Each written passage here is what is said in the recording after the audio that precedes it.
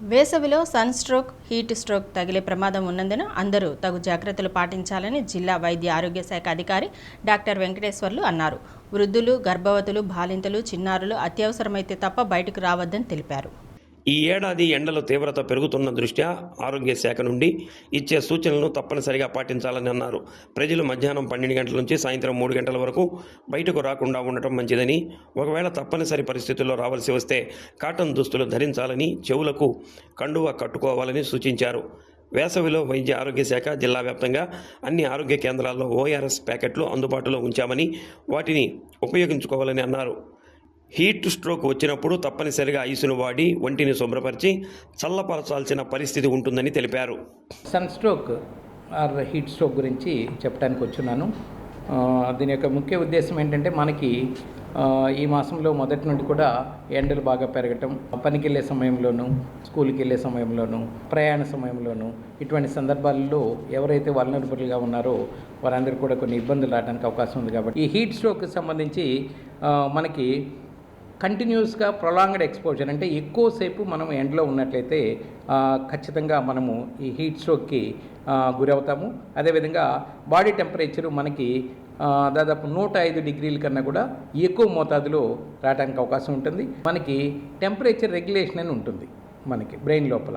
ఆ రెగ్యులేషన్ అనేది cut off అయిపోతుంది. అంటే ఇక రెగ్యులేషన్ కాకుండా ఏదైతే 105 డిగ్రీల తర్వాత వస్తుందో అది అలానే ఉండి చాలా అత్యధికంగా టెంపరేచర్ని బాడీలో చూపిస్తూ మన లోపల ఉన్నటువంటి ఎంజైమ్స్ అవన్నీ కూడా పనిచేయకుండా అయిపోతాయి అన్నమాట. మొట్టమొదటిగా ఎండకి పోవటం అనేది సాధ్యమైనంత వరకు తగ్గించుకోవాలి.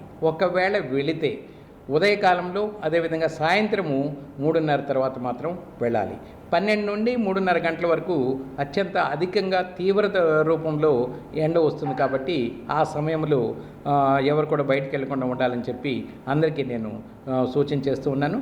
చిన్నపిల్లలు ఎవరైతే ఉన్నారో, ఇన్ఫాంట్స్, చిన్నపిల్లలు, అదేవిధంగా పెద్దవారు, తర్వాత గర్భిణీ స్త్రీలు, తర్వాత ఎవరైనా దీర్ఘకాలికంగా వ్యాధులతో బాధపడుతూ ఇంట్లో ఉన్నట్టయితే వారు, అదేవిధంగా అవుట్డోర్ వర్కర్స్ అంటే బయటికి వెళ్ళి పనిచేస్తూ రెగ్యులర్గా అదే పనిగా చేసేవారు, వీరందరూ కూడా సహజంగా ఈ హీట్ వేవ్స్కి గురి కావడానికి అవకాశం ఉంటుంది. బయటికి పోవటం సాధ్యమైనంత వరకు అవాయిడ్ చేయటం. ఒకవేళ వెళ్ళాలి అంటే తెల్లటి వస్త్రాన్ని, నూలు వస్త్రాన్ని, పల్చటి వస్త్రాన్ని ధరించటం. అదేవిధంగా తలకి తలపాగా లేదా టోపీ లేదా గొడుగు సాధ్యమైనంత వరకు ఈ మూడిట్లో ఏదో ఒకటి వాడుకోవటం. ఆ తర్వాత ఎక్కువ మోతాదులో ద్రవ పదార్థాలు తీసుకోవటం, నీటిని ఎక్కువ మోతాదులో తీసుకోవాలి. ఎందుకంటే ఈ వేడిమి వలన దేహంలో ఉన్నటువంటి నీరంతా కూడా బయటికి వెళ్ళిపోతూ ఉంటుంది. దాన్ని డీహైడ్రేషన్ అంటారు. దాన్ని కరెక్ట్ చేయడానికి ఎక్కువ ద్రవ పదార్థాలు తీసుకోవాలి. కోకోనట్ వాటర్ కానీ, తర్వాత మజ్జిగ, ఇవి ఇంట్లో తయారు చేసినవి కానీ, తర్వాత మన మెడికల్ అండ్ హెల్త్ డిపార్ట్మెంట్ తరఫున ORS ప్యాకెట్స్ అనేవి ప్రతి చోట కూడా లభ్యమయ్యేటట్టుగా మనము ఏర్పాటు చేస్తున్నాము. వాటిని ప్రత్యేకంగా 1 లీటర్ నీటిలో ఒక ప్యాకెట్ని కలిపి 24 గంటల వ్యవధిలో చక్కగా వాడుకోవచ్చు. ప్రతి ఒక్కరు కూడా తీసుకోవచ్చు. దీనివల్ల ఎవరికి హాని ఉండదు. శరీరం వేడి బాగా ఎక్కువ ఉండటం కానీ, కళ్ళు తిరిగినట్టు అనిపించటము, అదేవిధంగా మాట సరిగా రాకపోవటము, స్పృహ కోల్పోవటము, ఇటువంటి సందర్భాల్లో అవి గమనించిన వెంటనే మొట్టమొదటిగా మీరు చేయాల్సింది వైద్య సిబ్బందికి తెలియచేయటం. ఆ తదుపరి ORS ప్యాకెట్ని, మనకు అందుబాటులో ఉన్నటువంటి ORS ప్యాకెట్ని వినియోగించుకొని ఆ దశ రాకముందే వాటిని నీటిలో కలుపుకొని తాగటం. ఇవి ప్రత్యేకంగా అందరికి కూడా నేను తెలియజేస్తూ ఉన్నాను. దీనికి సంబంధించి జిల్లా లెవెల్లో ORS ప్యాకెట్స్ టోటల్గా హెడ్ క్వార్టర్లో ఒక 2.5 లక్షలు అట్లా స్టాక్ పెట్టాము. అదేవిధంగా PHC లెవెల్లో 2,20,000 దాకా స్టాక్ పెట్టాము. అదేవిధంగా సబ్ సెంటర్లో 1,75,000 ప్యాకెట్స్ని స్టాక్ పెట్టాము.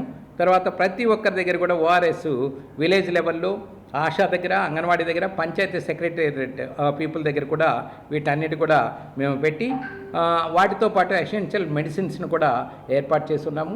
అత్యధికంగా ఈ వేడి తీవ్రతకి గురైనట్లయితే సన్ స్ట్రోక్కి వారిని వైద్య సిబ్బంది ద్వారా ప్రక్కనే ఉన్నటువంటి ప్రాథమిక ఆరోగ్య కేంద్రానికి తీసుకెళ్ళినట్లయితే తప్పనిసరిగా వారికి అవసరమైనటువంటి సెలైన్స్, అదేవిధంగా ఇంజెక్షన్స్. చాలా ఎక్కువ వేడిగా ఉంటుంది కాబట్టి వేడిని చల్లబరచడానికి కూల్ ప్యాక్స్ అని ఉంటాయి.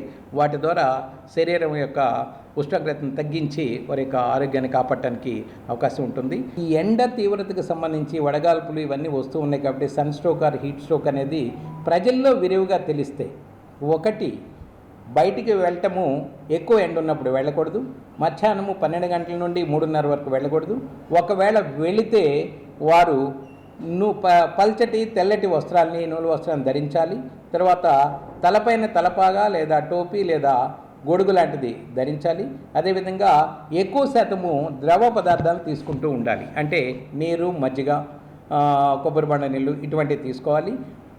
ఇవి కనీసం 15 గ్లాసులుగా తగ్గకుండా ప్రతి మనిషి కూడా తీసుకున్నట్లయితే వారికి ఈ యొక్క ఇబ్బంది ఏది కూడా రాకుండా ఉంటుంది. రామచంద్ర జనార్దన్ గారు అదేవిధంగా గవర్నమెంట్ తరఫున కొన్ని చోట్ల ఈ రైల్వే స్టేషన్స్లోను, బస్ స్టేషన్స్లోను, అదేవిధంగా వర్క్ చేసినటువంటి ప్రదేశాల్లోనూ అన్నింటిలో కూడా చలివేంద్రాలని ఏర్పాటు చేశారు. చాలా గొప్ప విషయం.